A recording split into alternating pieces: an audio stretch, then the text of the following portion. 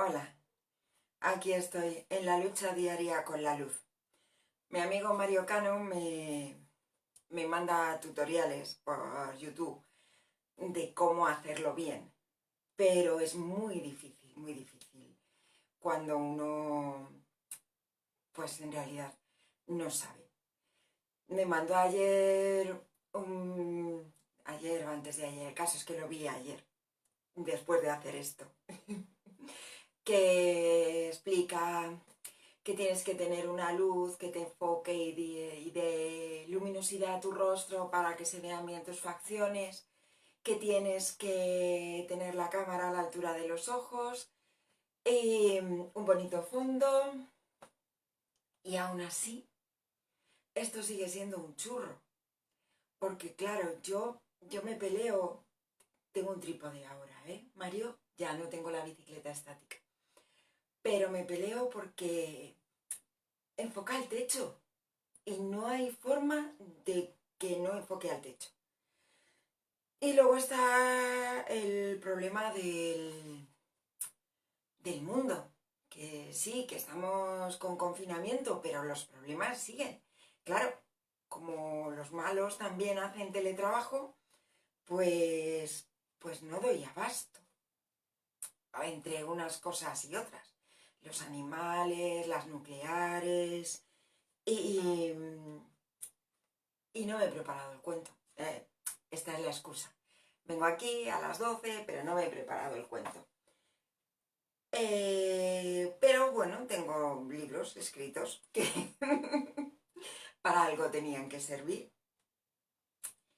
Y, y puedo elegir, oh, vale, guay, les voy a contar el relato Chippewa, que me encanta.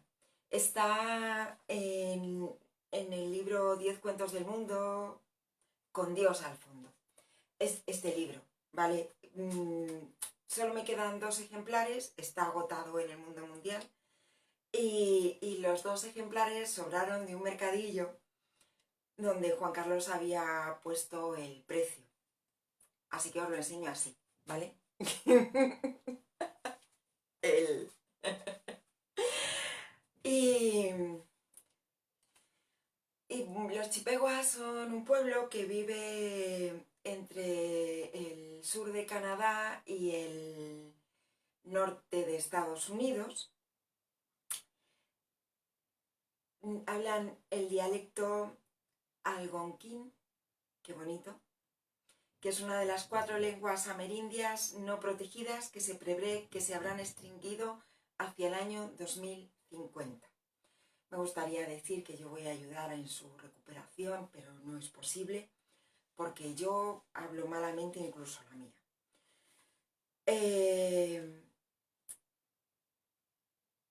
Hicieron unas declaraciones hace mucho tiempo que yo recogí en este libro, donde decían así: nos gusta cómo vivimos, ahora estamos aquí y de nuevo descubren algo que desean tomar y vienen a expulsarnos.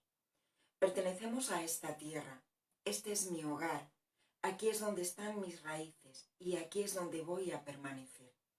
Esto eran declaraciones de Mira Tukbak, porque el lugar donde les habían asignado vivir, que los habían removido del otro sitio donde estaban, pues habían descubierto un mineral y querían de nuevo sacarlos de ahí para poder abrir una prospección minera. Y, y así es la vida de los pueblos originales de América, desde que las gentes occidentales llegaron por allá. Yo, que soy una mezcla de todo, me siento un poco perdida porque yo sé que no hay ni buenas ni malas personas en uno u otro lado, pero realmente hay culturas que sí aprenden de su pasado. Los pueblos primeros que llegaron a América extinguieron especies porque arqueológicamente se puede hacer un cálculo de cuánto demoraron en bajar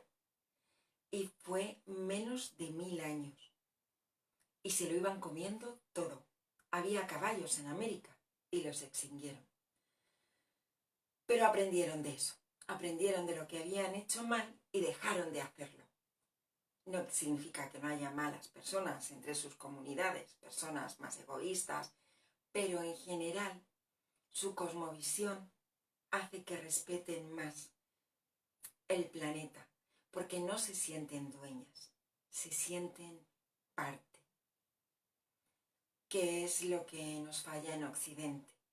Nuestra cultura con profundas raíces judeocristianas se aferra.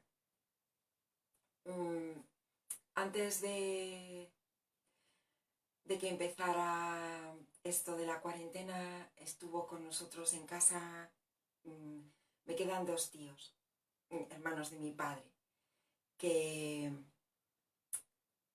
son ahora mismo, junto con mis tíos de Chile, pucha, todo hombres, la familia más directa que tengo, y mi tía Juanita, que no sé si me está escuchando. Y luego ya, pues vienen las primas y los primos, pero los primos son menos, pero con las primas tengo más contacto.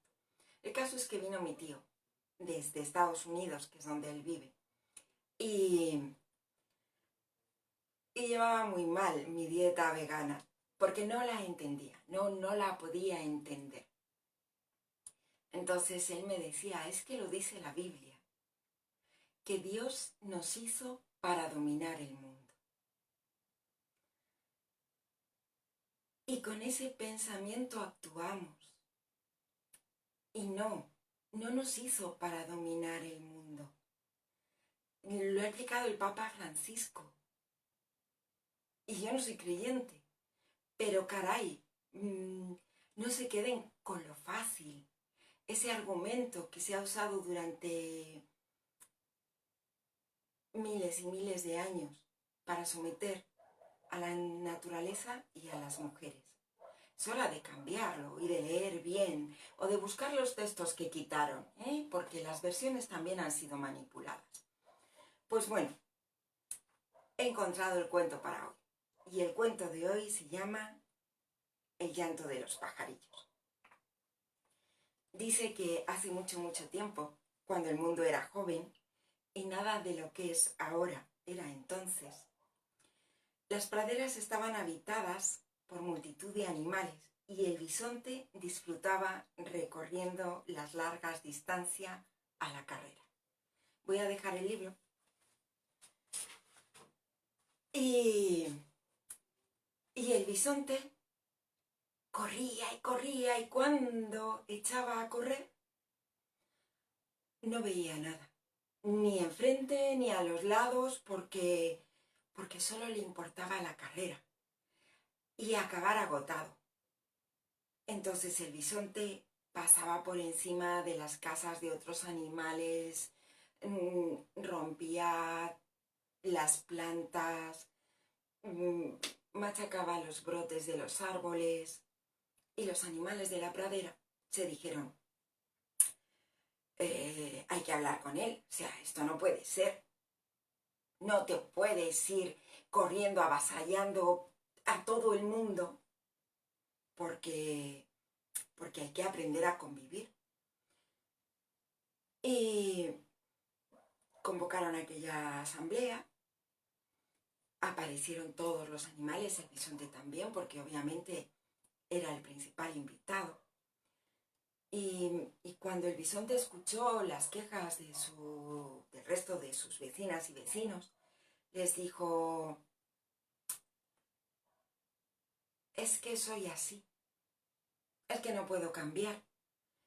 Yo quisiera, de verdad, controlarme, pero hay un momento en que estoy paciendo, tranquilo, y de repente me sube una especie de fuego grande que me hace querer correr, y cuando empiezo a correr se me nubla la vista y no sé dónde estoy. Hubo gente que dijo, bueno, pues que se vaya a vivir a otro lado porque aquí nos está haciendo mucho daño. Otras personas dijeron, no, habrá que buscar una solución de convivencia porque, bueno, hay que entender que cada cual es a su manera. Y, y al zorro, que era el amigo del bisonte, se le ocurrió, mirad, yo puedo avisaros, porque lo conozco bien. Sé cuándo va a empezar a correr. Y yo también corro deprisa, ya lo sabéis, no es por presumir. Yo puedo echar a correr y ir gritando, ¡viene el bisonte! ¡Viene el bisonte! Y de ese modo os apartáis y no hará daño a nadie. Bueno, dijo la gente, si es lo que se puede hacer, habrá que conformarse. Las pérdidas serán menos. El bisonte quedó de acuerdo y el zorro y el bisonte pasaron a estar mucho más tiempo juntos. Y así fue durante mucho tiempo que cuando el bisonte empezaba a sentir ese deseo de actividad y se ponía de pie y el zorro lo veía, que sus patas empezaban a moverse como nerviosas. Inmediatamente el zorro echaba a correr. ¡Viene el bisonte! ¡Viene el bisonte! Y la gente se apartaba. El resto de animales que vivían en la pradera, ya fueran insectos o aves o mamíferos, el tipo que fuera, se apartaban, también los lagartos, las serpientes. Y el bisonte, pues sí, dejaba la pradera un poco mal, estropeaba el crecimiento de algún árbol, pero se consideraba que se había encontrado un cierto equilibrio en la convivencia. Hasta que un año, ya era primavera, como ahora, se declaró un fuerte incendio, como en Chernóbil, y los pájaros tuvieron que huir. Aún no habían empezado a procrear, de modo que llegaron a la pradera y no había árboles suficientes, porque es la pradera, no es un bosque. Y cambiaron sus costumbres. En vez de hacer sus nidos en las copas de los árboles, que no había para todos, hicieron sus nidos en el suelo y pusieron los huevos y se sentaron a empollar. Pero en eso estaban cuando el bisonte tuvo ganas de correr. Su amigo el zorro lo vio, que se le movía la pata izquierda y luego la derecha, empezaba a ponerse nervioso y el zorro empezó a correr avisando, como saben ustedes que avisa. Si estuviéramos en directo las haría gritar, ¡viene el bisonte! ¡Viene el bisonte! Y el resto de animales de la pradera que sabían, pues se apartaban. Pero los pajarillos que acababan de llegar, que no sabían nada de aquel acuerdo ni de los problemas con las carreras del bisonte, empezaron a revolotear alrededor de la cabeza del zorro y le dijeron, dile que no venga, dile que se detenga, dile que va a pisar los nidos. Y nos quedaremos sin pollitos, sin polluelos, esta primavera. El zorro les dijo, no es mi problema.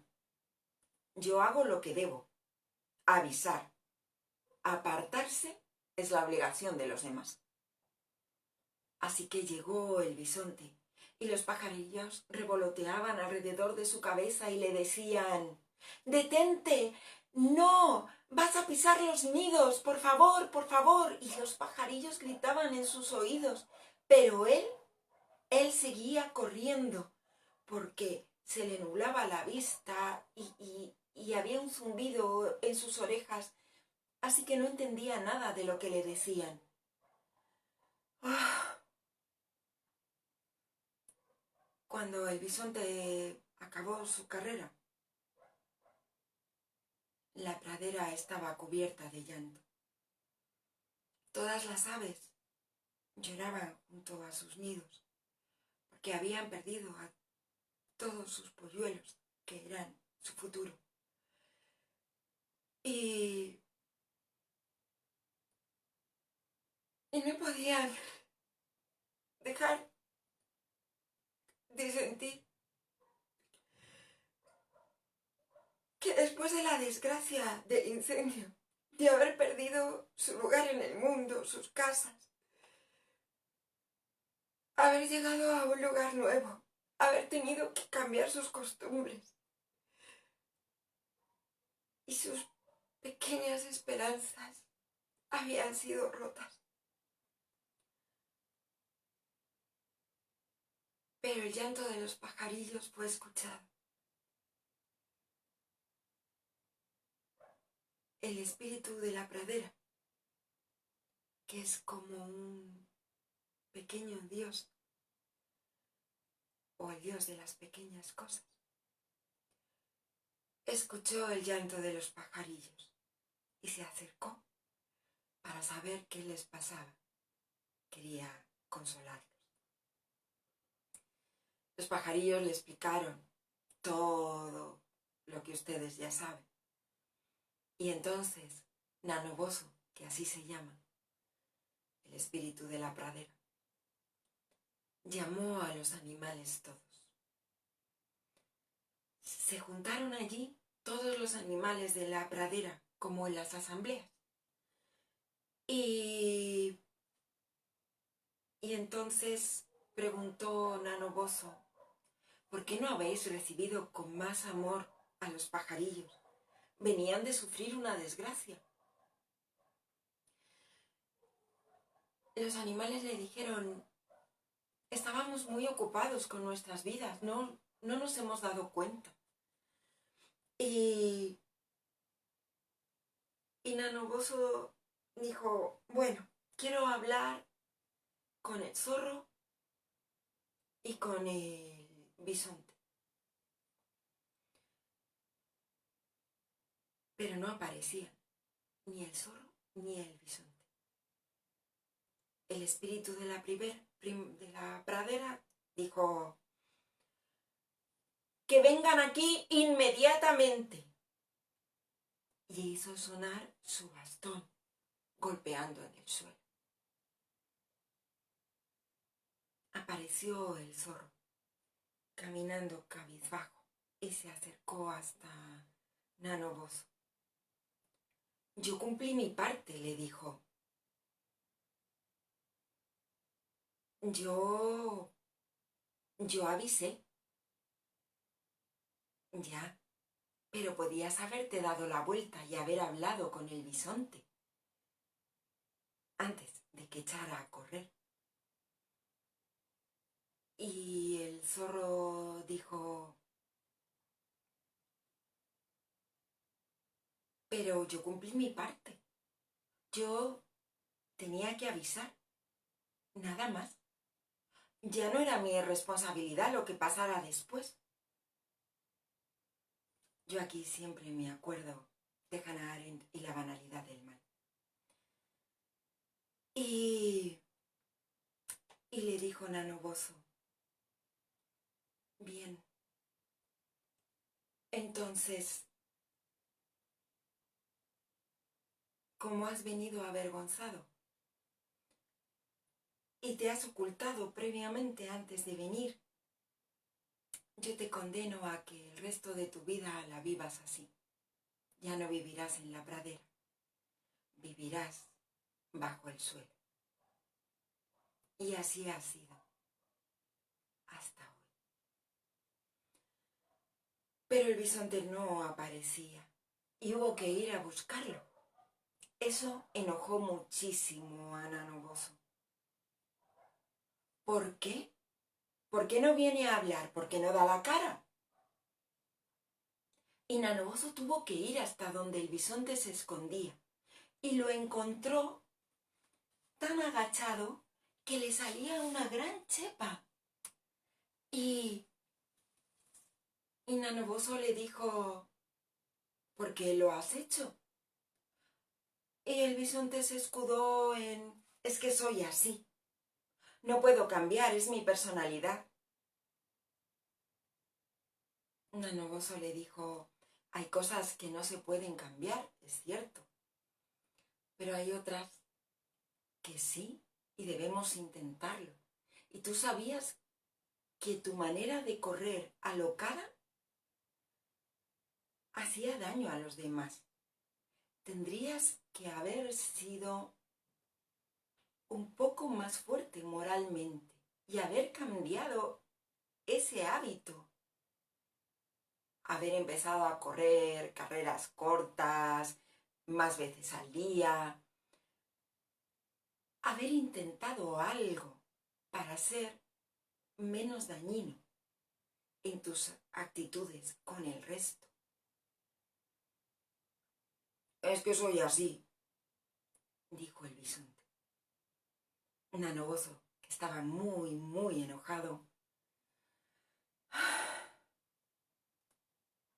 y le dijo, bien, yo te castigo, caminando avergonzado, para que todo el mundo lo vea. De aquí en adelante llevarás siempre la cabeza entre los hombros, mostrando la chepa. Y cuentan los Chippewa que así ha sido, y así seguirá siendo, hasta que el bisonte aprenda a pedir perdón, a reconocer sus errores y a ponerles remedio.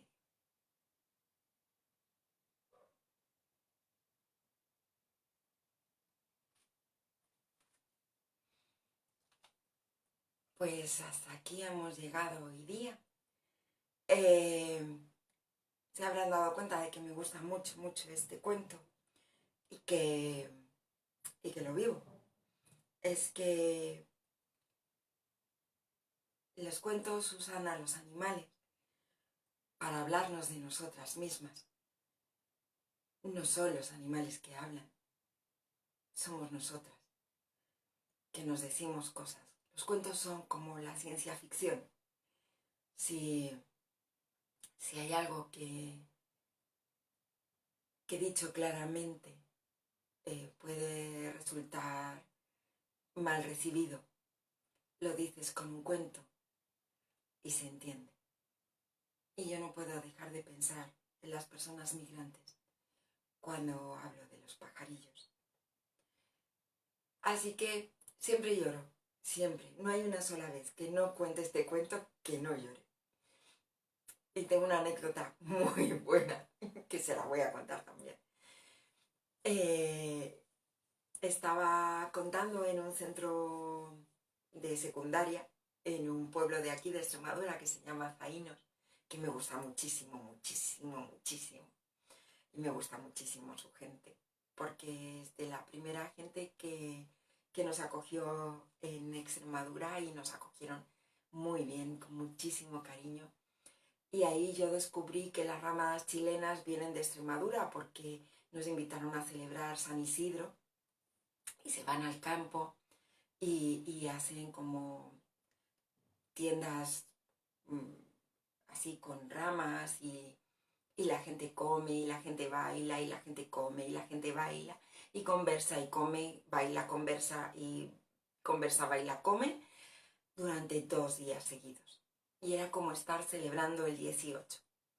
Bueno, pues en el Instituto de Zaínos yo contaba este cuento a una clase, no recuerdo de qué curso eran, pero el profesor que le tocaba a esa hora se había ido a hacer otras cosas y estábamos las chicas y los chicos y yo allí, pues en esto.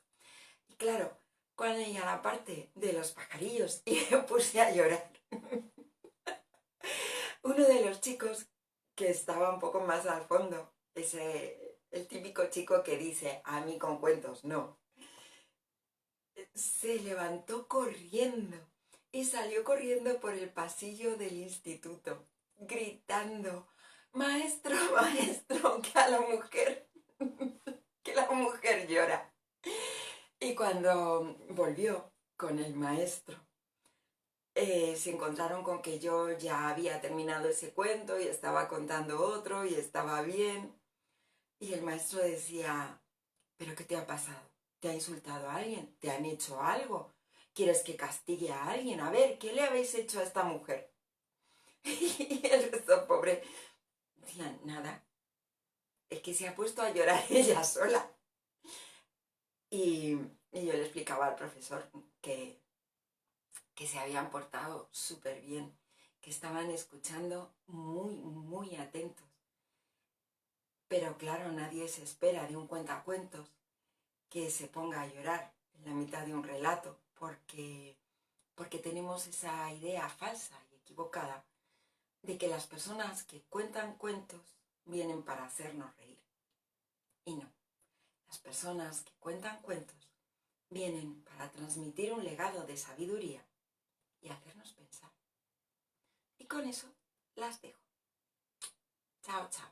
Un día más, un día menos, las quiero. A todas ustedes, maravillosas personas.